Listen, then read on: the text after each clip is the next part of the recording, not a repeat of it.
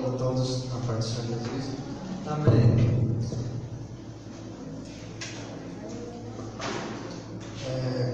Eu não vou trazer uma mensagem com um tema específico. Vai ser mais ou menos alguns erros que Pedro cometeu que a gente não deve cometer, na verdade. A gente sabe que Pedro foi uma pessoa muito abençoada por Jesus. Teve muito Espírito Santo de Deus, mas até ele chegar a esse ponto, ele cometeu alguns erros, e eu quero não apontar os erros que ele cometeu, mas que é para que a gente possa aprender um pouco sobre isso. Em Lucas capítulo 22, versículo 31.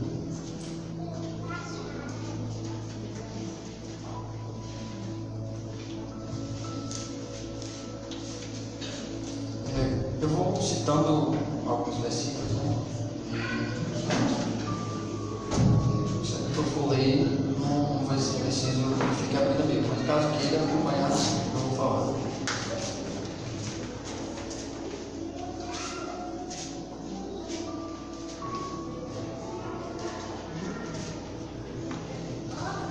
O primeiro tópico que eu botei aqui é desatenção aos alertas de Deus.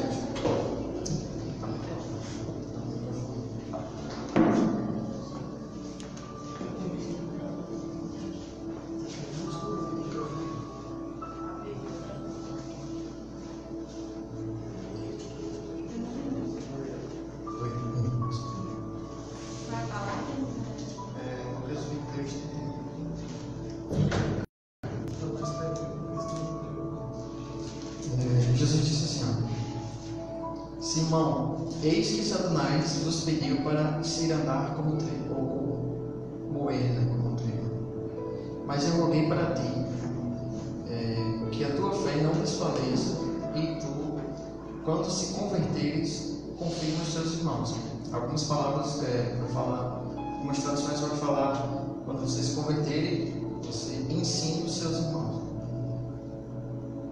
Jesus estava falando aqui que tinha muita dificuldade no futuro.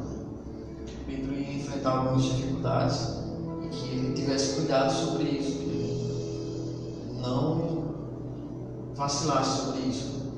Aí Jesus disse que estava pedindo para Deus que ele não caísse nas artimanhas do diabo. E ele disse uma coisa interessante, ele falou: quando você se converter, ou seja, Pedro ainda não estava totalmente convertido. Apesar de ele andar com Cristo, apesar de ele estar ao lado com Cristo, ele ainda não era 100% convertido. Isso a gente vai ver ao longo do que eu for falando. Eu citei aqui que diz: quando a gente menospreza o poder do inimigo, depois do pecado, a gente fica vulnerável. Que é o que acontece quando você dá ouvido a coisas que não convém de Deus, que não vem de Deus. Você fica vulnerável àquilo. E isso com o tempo vai lhe destruir de uma forma ou de outra. Ou fisicamente, ou espiritualmente. Um outro ponto que eu destaquei aqui foi o excesso de confiança, que a gente pode ver exatamente no versículo seguinte. Pedro disse: Senhor, estou pronto para ir contigo até a prisão e a morte. Ele falou isso para Jesus.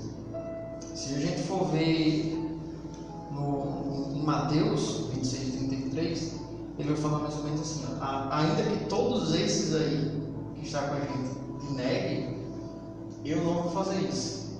Então ele tem um excesso de confiança e teoricamente poderia até se achar melhor do que os outros. Se todos esses que estão com a gente te negar, ainda assim eu, de modo algum, vou negar isso aí. Então, de forma alguma, Jesus que eu ia negar, né? E um outro ponto que eu marquei também, né? É sobre indiferença em oração. Você pode ver nos versículos 39 a 46, que eu vou ler aqui.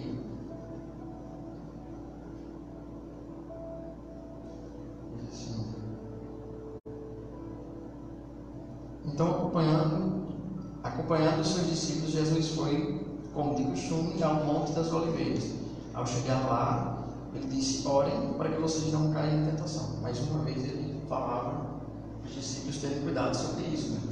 Que ia vir alguma coisa que ia abalar muito eles tivessem cuidado sobre isso. Ele afastou-se da distância de um arremesso de pedra, eu acredito que mais ou menos de 30 a 50 metros. Acho que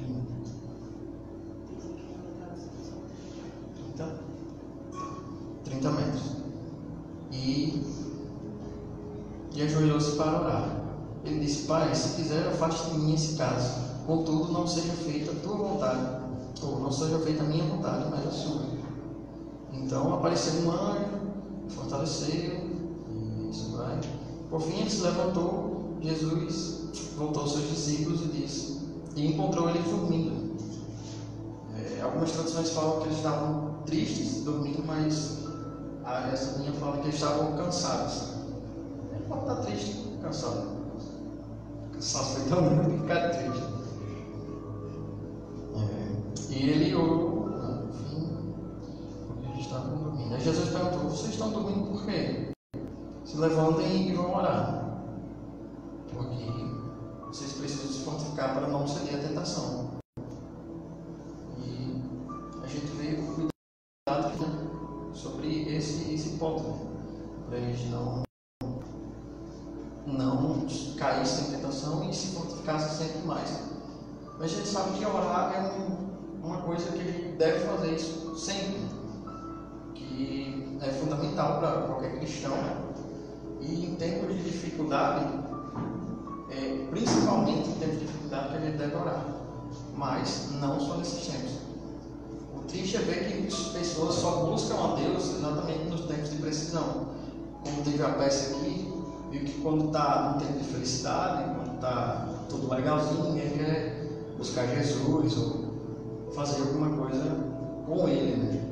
Mas quando precisam de verdade, quando estão lá na maior dificuldade do mundo, que já está quase doente ou perdendo alguma coisa, aí eles vão buscar Jesus. Só que isso é errado, porque não é exatamente errado, porque é certo buscar Jesus, mas nessas horas é mais difícil você encontrar uma solução, porque você já vai estar aperreado, já vai estar com muita dificuldade, e seria mais uma coisa para você fazer, né? E você ter que cuidar de dificuldade, você ainda teria que reatar a amizade com Cristo. E a gente sabe que isso não é uma coisa que vem de uma hora para outra, né? A gente sabe que a amizade com Cristo não é uma coisa que chega hoje e amanhã a gente já está melhor amigo, depois de você ter decepcionado ele, por exemplo, né? Um outro ponto que eu marquei aqui é seguir Jesus de longe, que é uma coisa muito perigosa. No versículo 54, diz assim: Pedro, então prenderam Jesus e o levaram para a casa do sumo sacerdote, e Pedro vinha seguindo ele de longe.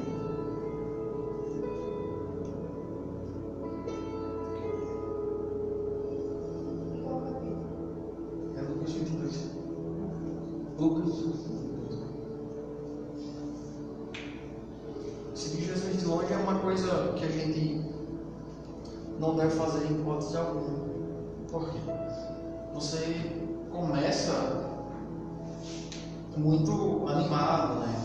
Você começa lendo a Bíblia, orando em casa, fazendo tudo que é normal que se convide fazer, né? Mas depois do tempo você vai vendo que aquilo vai passando. Você esquece de orar, você esquece de ler a Bíblia, você esquece de ir para os cultos, esquece também de falar com seus amigos, né? Fortificar com os irmãos, e uma hora você vai cair, infelizmente.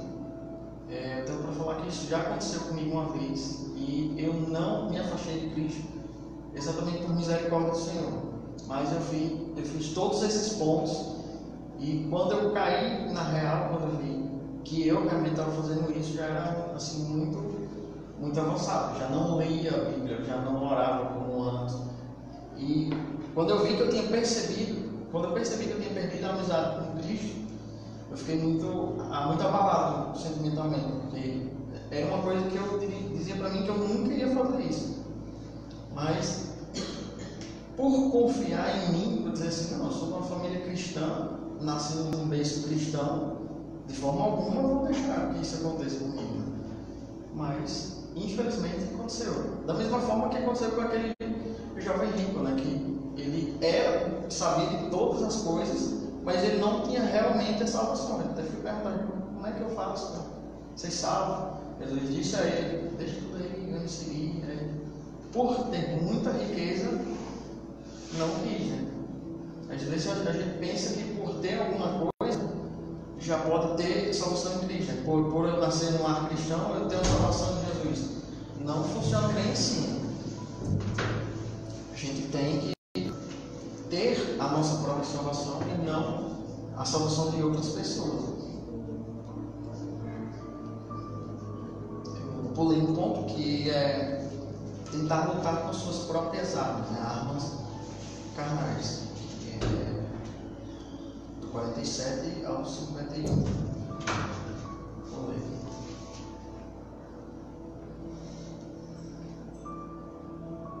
Então Jesus ainda estava falando e surgiu uma multidão, né? E um dos 12 que estava com elas chamava Judas.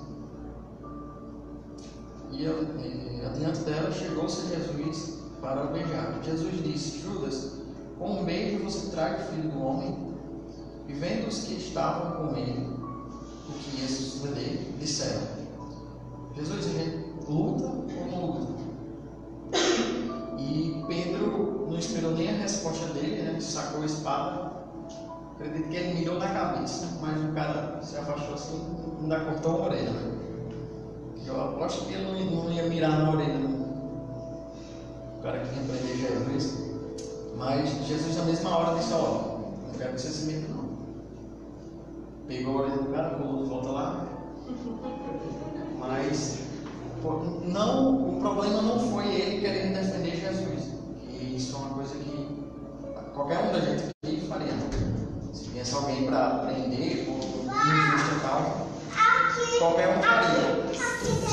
O problema foi que Jesus veio para a terra exatamente para isso.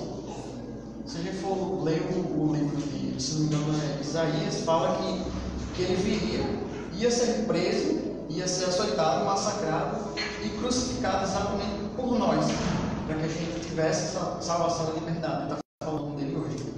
Só que quando Pedro fez isso, ele foi exatamente contra o propósito de Deus. Ele foi lá para atacar o cara, só que não percebeu que era exatamente isso que era o que o cara estava fazendo. Que era para estar lá, prender Jesus, para ser julgado, para ser morto por nós. Ou seja, se ele tivesse matado os caras, Jesus não iria ser preso, a gente não iria ser salvo exatamente pela ação de Pedro. Então foi uma ação incoerente da parte dele, não foi uma coisa bacana, digamos assim. Foi exatamente contra o propósito de Deus. Tem marcado aqui. Tá aqui, 1 Coríntios 10:4.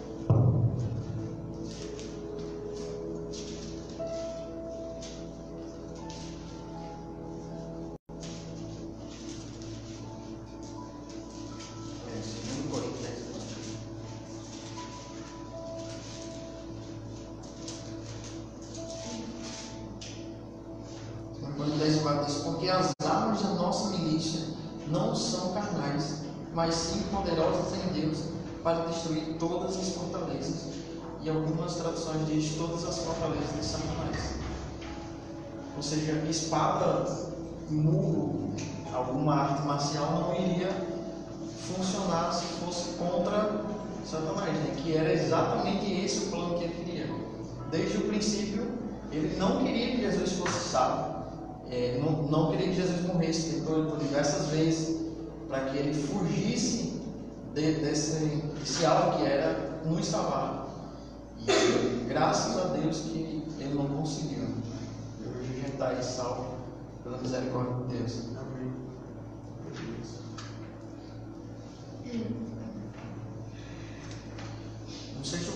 eu acho bem interessante sobre um erro que ele fez é a exposição a pessoas erradas.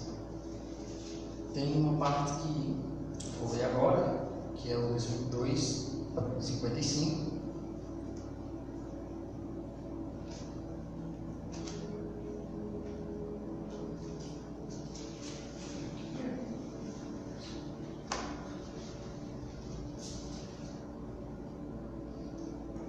Então eles prenderam, levaram a casa do sumo sacerdote, no caso de Jesus, né? E Pedro seguindo nós. Os guardas acenderam uma fogueira no meio do pátio e sentaram-se em volta. E Pedro, como tinha que fazer, né? Foi lá e se sentou também. Uma criada notou, olhou ele assim, olhou para ele e disse: esse homem era um dos que seguia Jesus. Mas Pedro negou, dizendo: mulher, eu nem conheço esse homem. Pouco tempo depois, um homem olhou para ele e disse: você não é um daqueles? Ele disse: não sou. Cerca de 1 hora depois, outro homem afirmou: com certeza esse é um dos que estavam com ele, pois também é galileu. Pois algumas traduções falam ele fala até como ele, né? E Pedro mais uma vez disse: não, eu não conheço nem esse homem, não sei quem é esse tal pessoa. Então você vê que mesmo ele sabendo a verdade, né, que era um dos discípulos, negou a Cristo 3 vezes, que ele já tinha falado lá antes, que o galo canta, você vai me negar 3 vezes. Isso foi o que aconteceu. Mas não só esse fato de ele negar Jesus, o que influenciou também ele negar Jesus foi porque ele estava no meio de pessoas que não eram militar. Ele estava entre pessoas que queriam julgar e matar Jesus. Ou seja, pessoas que não tinham nada a ver com a fé que ele professa. Isso. Eu não estou dizendo que você estar no meio das pessoas é errado. Pelo contrário, é certo. Porque se você não está no meio daquelas pessoas, como é que você vai falar de Cristo para pessoas que não entendem, que não conhecem, né? Mas, se você não está forte no Espírito, essas pessoas, em vez de você influenciar, você vai ser influenciado. E foi o que aconteceu com Pedro. Pedro foi influenciado a negar a Cristo porque ele estava no meio de pessoas que não acreditavam. Ele estava no meio da galera que queria simplesmente matar Jesus. Ele disse: não, eu vou ficar aqui no meio olhando, ver o que ele dá. E deu o quê? É errado? Deu muito errado. Como eu já falei, a gente tem que estar firmes, porque em tempos de crise é muito complicado se você não está firme na fé. Porque é um dos primeiros passos para você sair e desistir totalmente de Deus. Se você não está firme e acontece qualquer coisa, eu vejo muita gente dizendo isso: eu não vou mais para eu não quero saber da igreja, mas não sei quantos anos que eu vou para a igreja, estou aqui do mesmo jeito, estou aqui ruim, não consegui um emprego, não consegui nada que eu queria, não vou mais não, porque não se fortificou espiritualmente para que no meio da aflição pudesse resistir. A Bíblia diz assim, que você tem que buscar primeiro as coisas de Deus e a sua justiça, e as demais coisas, ou seja, o resto, quem cuida é Deus, gente. Se você primeiro buscar o reino de Cristo, não importa o que aconteça, você nunca vai estar desamparado. Como eu falo, eu nunca vi um justo desamparado e nem a sua descendência mendigar um pão. Então, esses justos que querem falar aí é as pessoas que estão com Cristo, estão de todo o coração adorando e não desistindo das coisas de Deus. Eu marquei uma passagem aqui em Provérbios 2, vou procurar aqui rapidão, que fala mais ou menos sobre isso. Provérbios 2:11. Fala mais ou menos sobre essa escolha, não exatamente sobre a escolha de Pedro, mas sobre a escolha em geral. As escolhas sábias o guardarão, e o entendimento o protegerá. A sabedoria o livrará das ações dos maus, daquele cujas palavras são perversas. Então, no versículo 20, diz assim: portanto, siga os passos dos bons e permaneça no caminho dos justos, pois os retos viverão na terra e os íntegros nela permanecerão. E a gente vê que foi totalmente o contrário que ele fez. Ele não, além de não estar com os retos, que ele estava com pessoas que não proveriam do mesmo sentimento que ele tinha, né, do amor de Cristo, ele estava no meio dos maus que queriam fazer aquilo. E a gente sabe que nisso não deu nada de bom. Fez ele negar a Cristo. Depois dessa negação, ele se sentiu muito mal. E é exatamente o ponto que eu lembro agora, que em vez de ele se arrepender, ele ficou em negação. Aqui em Lucas 62.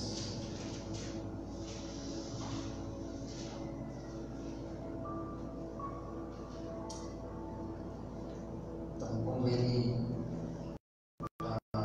quando ele estava lá no fogo, que ele negou 3 vezes, pelo que minha Bíblia, que tem uns comentários aqui, diz que ele estava ainda, Jesus ainda estava vendo ele. E virando-se o Senhor, olhou para Pedro, e Pedro lembrou-se da palavra do Senhor, com o que tinha dito, né? Antes que o galo cante, e negarás 3 vezes. E saindo Pedro para fora, chorou amargamente. Isso é uma coisa que eu quero frisar aqui, que ele chorou amargamente, mas eu acredito que ele não deveria estar chorando amargamente. Sabendo ele de um Cristo tão amoroso e que perdoava tantos pecados, que ele já andou com tanta gente que dizia assim: ó, vá, os seus pecados estão perdoados, vai, não peques mais. E com certeza ele perdoaria até Judas, né? Se Judas tivesse chegado lá, Senhor, eu errei, você sabe. Mas infelizmente não foi isso que ele quis, se entregou ao pecado, né? Infelizmente ele suicidou. Mas Pedro estava quase indo por esse caminho. Quando a Bíblia fala que ele chorou amargamente, quer dizer que ele ficou em prantos, né? Que ele ficou lá: meu Deus, o que foi que eu fiz? Um cara que é um amigo meu, que eu estava andando com ele. Cheguei lá, esqueci dele, desisti, não quis mais saber de nada e saiu. Simplesmente assim. A gente vê que isso afetou ele muito, muito mesmo, porque ele ficou chorando e não quis. A Bíblia não fala mais nada sobre ele ter com os seus amigos, né, os discípulos que ele andava. Que ele deveria ter feito isso, porque a gente sabe que quando estamos entre amigos, se eu estiver passando por uma dificuldade, o meu amigo vem e vai me fortalecer. E se eu vice-versa, se ele também estiver passando por uma dificuldade, eu com certeza vou fazer o máximo que eu puder para ajudar ele. Mas ele não quis, se afastou de todo mundo e foi lá chorar pelo leite derramado.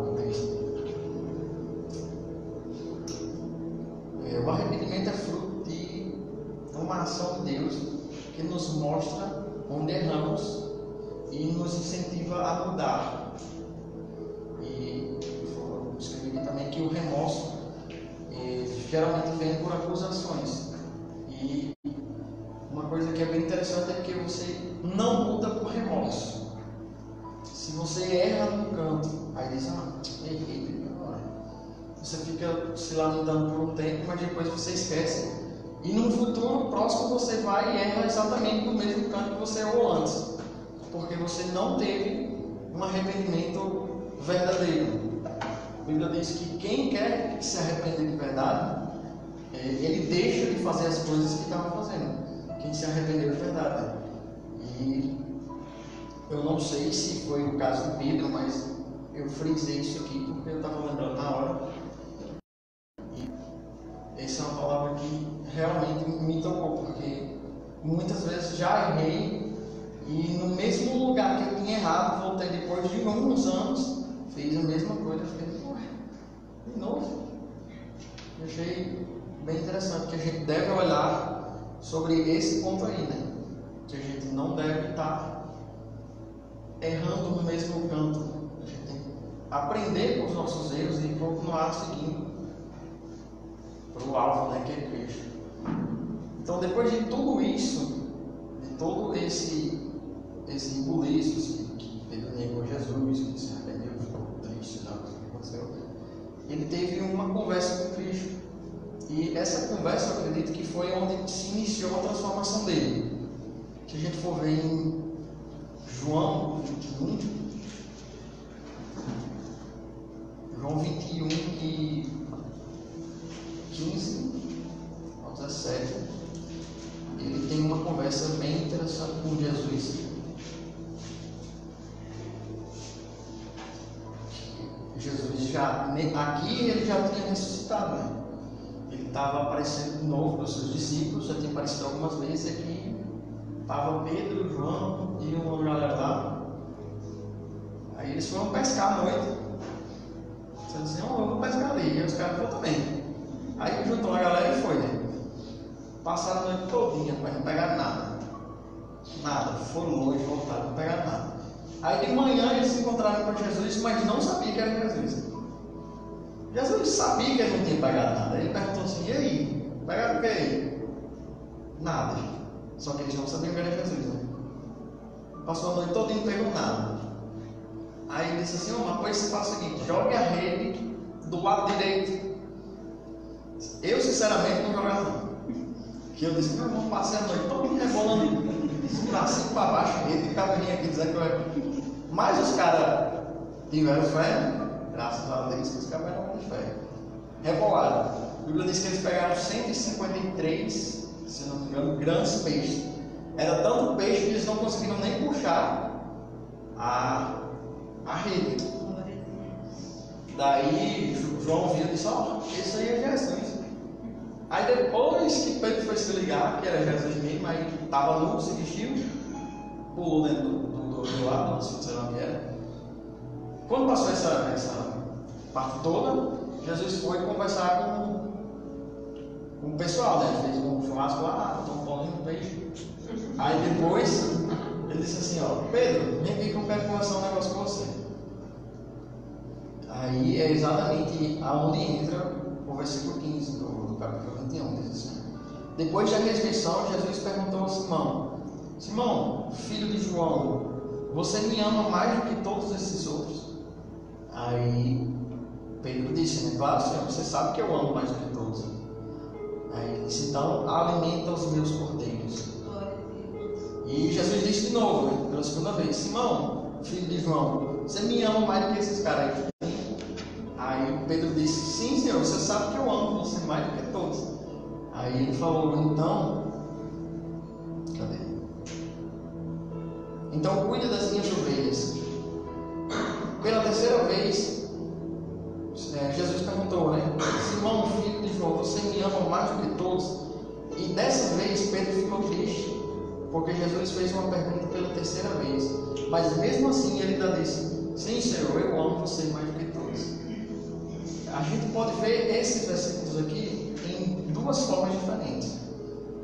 A primeira forma é que Jesus fez Pedro se lembrar de que ele tinha negado ele 3 vezes. Então ele perguntou 3 vezes exatamente como um sinal de, você me negou lá, mas agora eu estou lhe perdoando e ainda vou lhe dar essa chance de você cuidar das minhas ovelhas, porque o que você fizer por elas, você vai estar fazendo por mim. E por isso que na terceira vez, Pedro ficou triste, porque ele se lembrou de que tinha negado a Cristo realmente 3 vezes. E tem uma outra modo de olhar, que se você for pegar no original do grego, a palavra que a gente usa como amor aqui é generalizada. Né? Então você usa amor tanto para amor de pai, de irmão, de namorado, de marido, de mulher, amor por uma criança, a gente usa uma palavra que é amor. Lá eles têm 3 tipos de palavras diferentes para amor, que é ágape, filho e eros. Eros a gente não vai usar porque é um amor carnal, né? Um amor de intimidade, digamos assim. Né? Jesus, quando falou com Pedro, ele falou os 2 amores, que foi ágape e filho. A definição de ágape no dicionário quer dizer que é um amor divino, é um amor incondicional, amor de Deus, né? Que não tem outro igual. A primeira vez que ele perguntou a Pedro, ele perguntou exatamente esse amor ágape. Ele disse: Pedro, você me ama com o amor divino que eu amo para você? Aí ele, claro, Jesus era Deus. Claro que eu amo ele como um Deus, né? Sim, Senhor, eu amo você com esse amor divino que o Senhor me ama. Pela segunda vez, Jesus perguntou exatamente isso. Usou as mesmas palavras. E ele disse: sim, Senhor, eu amo. Eu já disse que o Senhor já sabe, você me conhece. Mas a terceira vez, Jesus não usou a palavra ágape. Ele usou a palavra filho. Que essa palavra é um amor que os irmãos sentem um pelo outro. É um amor que amigos muito íntimos sentem um pelo outro. Quando ele disse: Pedro, você me ama mais do que esse todos, usando a palavra filho, ele se entristeceu. Pedro ficou triste, porque ele amou a Deus, amou a Cristo como Deus, mas na hora de amar como um amigo, que Jesus precisava dele, ele negou e correu, fugiu, não conseguiu amar a Jesus como um amigo. E ele ficou muito triste porque ele se lembrou exatamente disso. Mas Jesus disse: ó, você está perdoado aí, você cuida das minhas ovelhas, alimente os meus filhos, não deixem que eles pereçam, ensine o caminho que eles têm que andar, que está perdoado. A gente não tem nada para falar sobre isso. Isso foi apenas uma pré-transformação, foi só uma conversa que ele teve com Jesus. A gente vê que depois disso, Pedro mudou, e mudou muito, mudou bastante.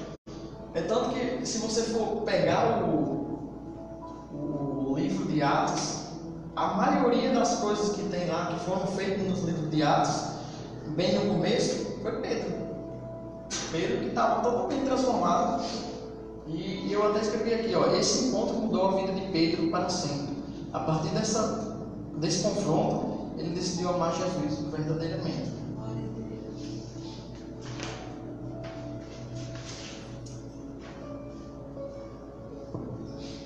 Aí tem, eu escrevi aqui, mas eu vou falar rápido. Já estou aqui quase meia hora. Vou só passar por cima.